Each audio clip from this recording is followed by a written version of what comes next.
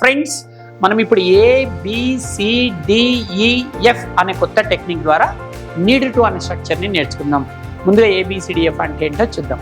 ABCDF అంటే anybody can dance in English for ever. మరి ఈ నీడ్ టు అనే స్ట్రక్చర్ని ఇప్పుడు వాడాలి.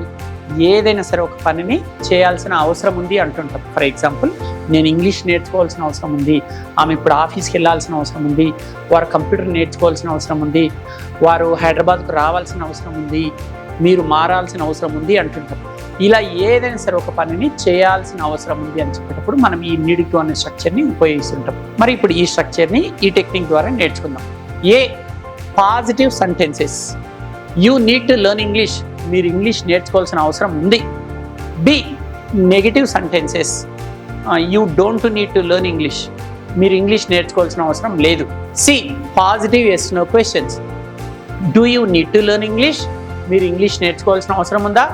D negative yes no questions, don't you need to learn English, మీరు ఇంగ్లీష్ నేర్చుకోవాల్సిన అవసరం లేదా.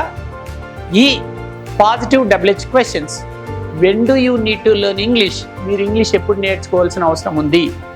F negative WH questions, when don't you need to learn English, మీరు ఇంగ్లీష్ ఎప్పుడు నేర్చుకోవాల్సిన అవసరం లేదు. చూశారు కదా, యూ అనే సబ్జెక్ట్ పైన ఈ స్ట్రక్చర్ వాడి నేను 6 రకాల వాక్యాలను ఇచ్చాను. మీరు ఇప్పుడు షీ అనే సబ్జెక్ట్ పైన 6 రకాల వాక్యాలను క్రియేట్ చేసి కామెంట్ బాక్స్లో పోస్ట్ చేయండి. నేను తెలుగులో వాక్యాలు ఇస్తాను.